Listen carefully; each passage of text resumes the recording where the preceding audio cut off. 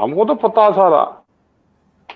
ये जो सरकार है ये व्यापारियों की सरकार है, उद्योगपतियों को लाभ देगी।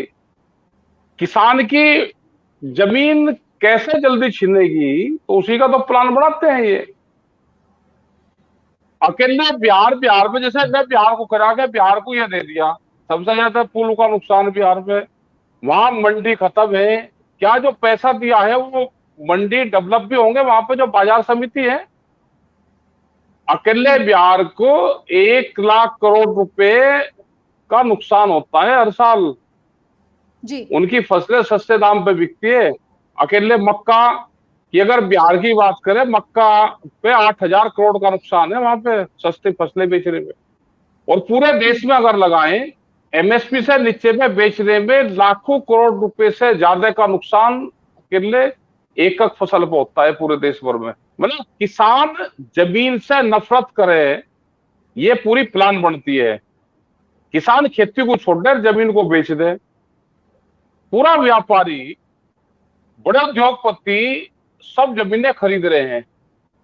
मतलब फसलों को नुकसान है और जमीन महंगी बिक रही, तो इसका मतलब ये है कि प्लान दूसरी है कुछ। खेती से लोग नफरत कर ये मजदूर और लेबर बने यहाँ पे, इसलिए उसके भाव नहीं दिए जाते, इसलिए एमएसपी गारंटी कानून नहीं है। भाई उन महिलाओं की क्या गलती है जो दूध का काम करती है, जिनके पास में जमीन भी नहीं है, जो पशुपालन का काम करती है। आप उनकी हालात देखो ना क्या है उनकी, वे कैसे अपना चारा लेकर आती है, पशु का जो रत्तफ है वो महंगा है, और दूध के रेट 1 साल में 20 रुपए किलो कम हुए हैं। उनके लिए क्या किया? जो हमको सबसे पहले जानना चाहिए हेल्थ पे, ऑर्गेनिक के नाम पे किन किन संस्थाओं को पैसे दिए। ऑर्गेनिक खेती सिखाएंगे कुछ संस्थाएं हैं, कुछ ट्रस्ट बने हुए हैं बड़े बड़े, जो ऑर्गेनिक के नाम पे खेती करनी सिखाएंगे कि ऑर्गेनिक ऐसे खेती होती है। उसका 2 दिन का वो ट्रेनिंग सेंटर देते हैं, 2-2 घंटे की। किसानों को बुलाएंगे, उसका पैसा भारत सरकार से लेकर जाते हैं, सारा ऐसे ही चला जाएगा। आप देखो कहाँ पे भाई ऑर्गेनिक की आपने मार्केट दी क्या? आप मार्केट दे दो कि बहुत किसान ऑर्गेनिक खेती करता है, क्या उसको कोई मार्केटिंग है? वो इंडिविजुअल उससे अपनी बेच सकता है फसल। तो ये कोई नहीं है, ये बजट में प्रावधान करते हैं कि हम ऑर्गेनिक के नाम पर इतना देंगे। एक तरफ ये फर्टिलाइजर को बढ़ाने की बात करते हैं, पेस्टिसाइड को बढ़ाने की बात करते हैं। कुछ इस तरह के कंपनी आ रही, जैसे एक है नैनो यूरिया बना रही, उसकी कंपनी का पता करो कि कंपनी किसकी है, और किसान को जबरदस्ती दे रहे, और लाभ है नहीं, किसान के खेत में लाभ नहीं है और जबरदस्ती उसको दे रहे। तो एक तरफ उसको बढ़ाने की बात करते हैं, तो बजट में है नहीं कुछ, ये पूरा छलावा दिल्ली के कागजों में ठीक लग सकता है ये, लेकिन किसान की धरातल पर नहीं है।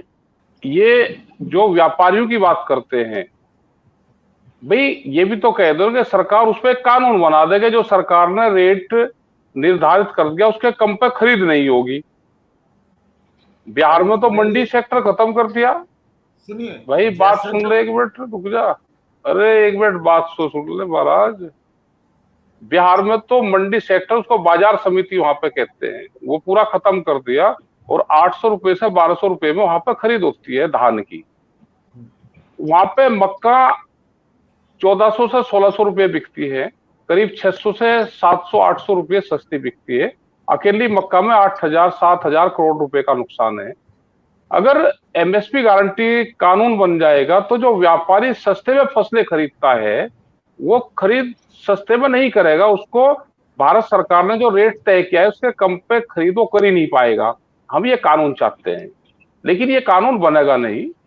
ये इन्होंने दालों पर बात करी, इन्होंने तेल के ऊपर बात करी, हम प्रोडक्शन बढ़ाएंगे। प्रोडक्शन तो किसान बढ़ाएगा, आप उसको भाव दे दो, और जो चीज कहोगे किसान वो पैदा करके देश को दे देगा, बाहर भी दे देगा। लेकिन ये उसके भाव नहीं बढ़ा देना चाहते।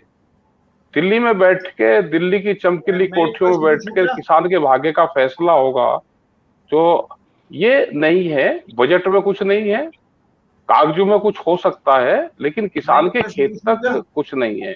जितने जितने महंगाई बढ़ रही है, इक्विपमेंट महंगे हैं। अब 10 साल पुराना ट्रैक्टर है भाई, यहाँ के दिल्ली के जो एनसीआर में जज रहते हैं, उनकी गाड़ी, डॉक्टर की गाड़ी, किसान का ट्रैक्टर और एक रोडवेज गाड़ी जो लखनऊ के, हरिद्वार के, जयपुर के वहां के चक्कर लगाती है। क्या 10 साल में सारे कैटेगरी एक है?